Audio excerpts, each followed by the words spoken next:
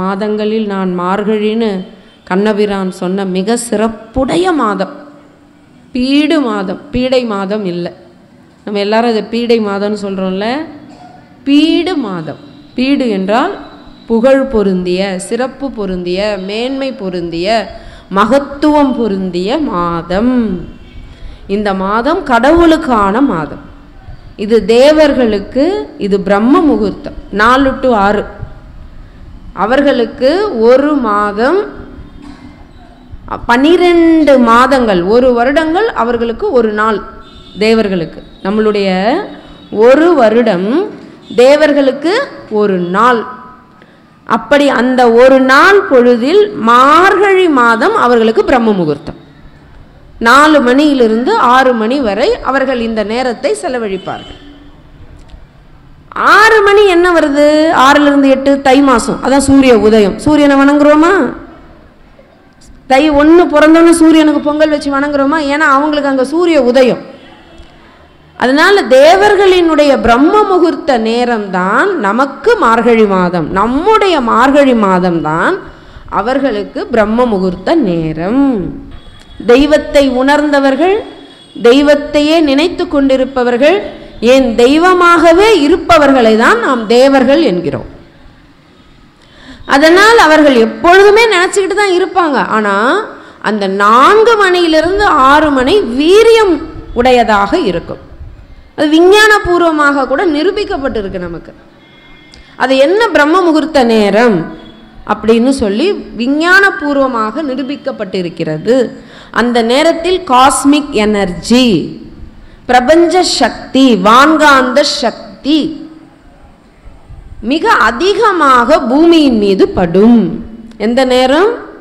4 மணியிலிருந்து 6 மணி வரை. இப்போ இந்தியாவுக்கு 4 மணியிலிருந்து 6 மணி வரை. அப்போ மற்ற நாடுகளுக்கு அதே நேரம் தானே? நமக்கு 4 மணியிலிருந்து 6 மணின்றது தான் அவர்களுக்குமா? அவர்களுக்கு எது 4லிருந்து? ஏன்னா இது ஒரு கேள்வி என்கிட்ட கேட்டாங்க மற்ற நாடுகளில். அவரவர் நாட்டிற்கு எப்பொழுது 4 மணியிலிருந்து 6 மணி. குறிப்பாக சொல்லணும்னா பிரம்ம முகூர்த்த நேரம் என்பது 48 நிமிடங்கள், 2 நாழிகை தான்.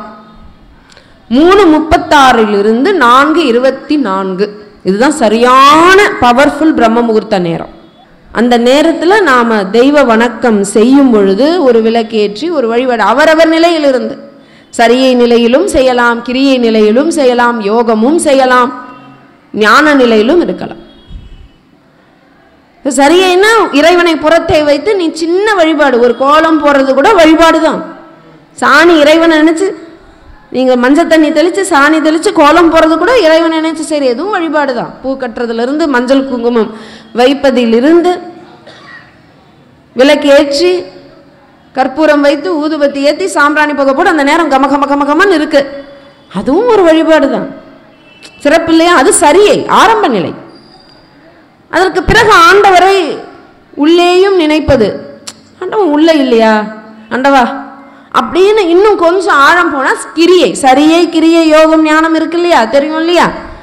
4 விதமான வழிபாட்டு முறைகள்: சரியை, கிரியை, யோகம், ஞானம். சரியைனா இறைவனை முதலில் ஆரம்பத்தில் நமக்கு மேலே ஒரு சக்தி இருக்குன்னு நம்புறாங்க பார்த்தீங்களா? அது சரியை.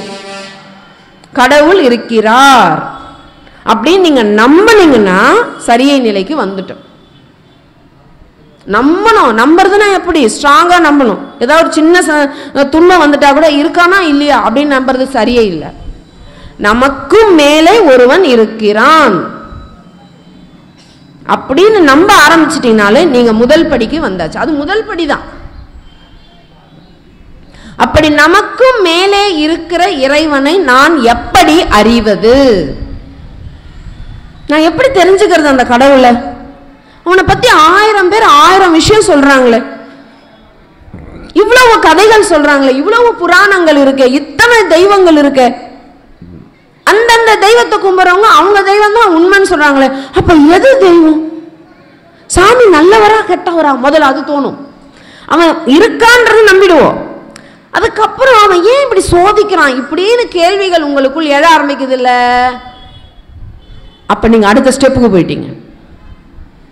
அடுத்த ஸ்டெப்பு போயாச்சு. இறைவனை பத்தி கேள்வி கேட்க ஆரம்பிச்சிட்டீங்க.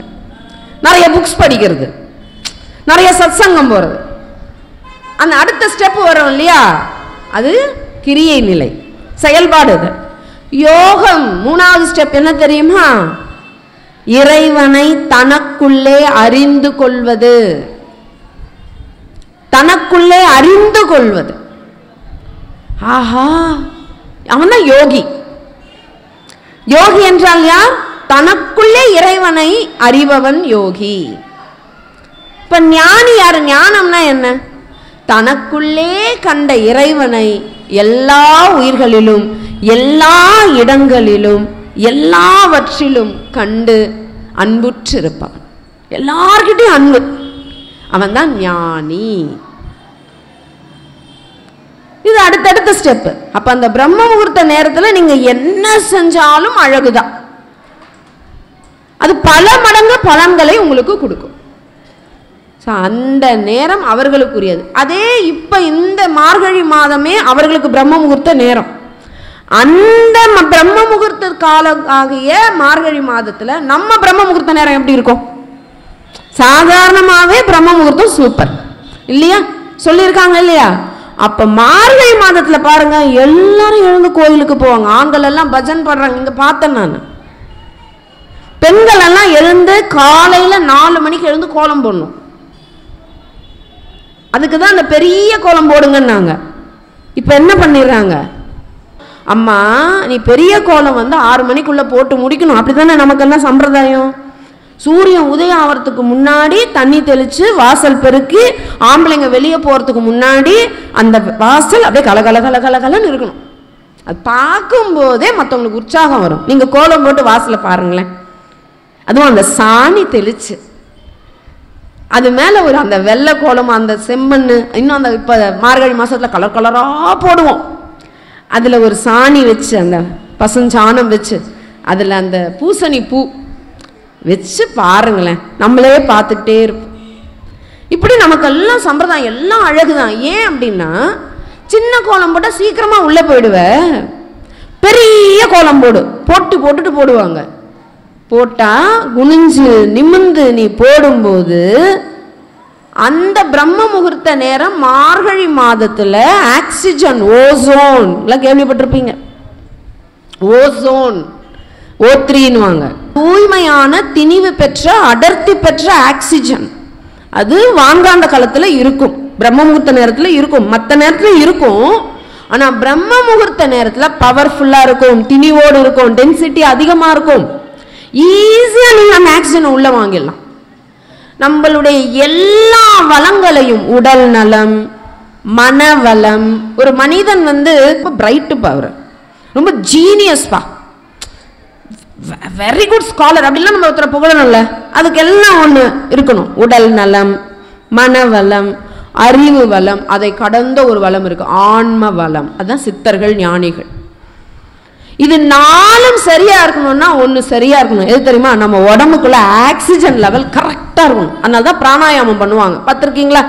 நம்ம உடம்புல ஆக்சிஜன் லெவல் நல்லா இருந்ததுன்னா ரத்த ஓட்டம், வெப்ப ஓட்டம், காற்றோட்டம், வாதம், பித்தம், கபம்ன்றாங்க இல்லையா, அதுதான் நான் ரத்த ஓட்டம், வெப்ப ஓட்டம், காற்று ஓட்டம்ன்ற. இந்த 3 ஓட்டங்களும் சரியா இருக்கும். மூளைக்கு எவ்வளவுக்கு எவ்வளவு ஆக்சிஜன் நம்ம நல்லா கொடுக்கணுமோ மூளை பிரைட்டா இருக்கும். மூளை பிரைட்டா, மூளை செல்கள் எல்லாம் மலர்ந்து நல்லா இருந்துச்சுன்னா மனசு நல்லா இருக்கும், உடம்பு நல்லா இருக்கும், அறிவு நல்லா இருக்கும்.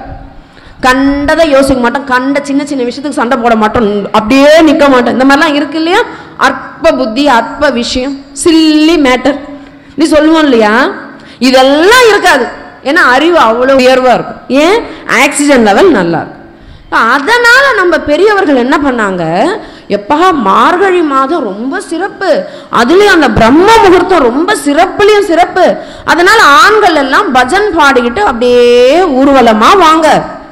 பெண்கள் வெளியே வர மாட்டாங்க இல்லையா? அப்ப அந்த பாடும்போது உங்களுக்கு ஆக்சிஜன் லெவல் தானாகவே, பாடும்போது மூச்சு இறைக்கும் இல்லையா, ஆக்சிஜன் லெவல் நல்லா வரும். பஜன் பாடுவோம், நாமாவளி சொல்லுவோம். அப்ப என்ன ஆகும்? நமக்கு ஆக்சிஜன் நல்லா உள்ள போகும். எவ்வளவு ட்ரிக்கியா கொடுத்தாங்க பாருங்க நமக்கு. இதுதான் நம்ம மூதாதையர்கள் செய்யல, எல்லாமே அர்த்தம் பொதிந்ததுதான், நமக்கு தெரியாது.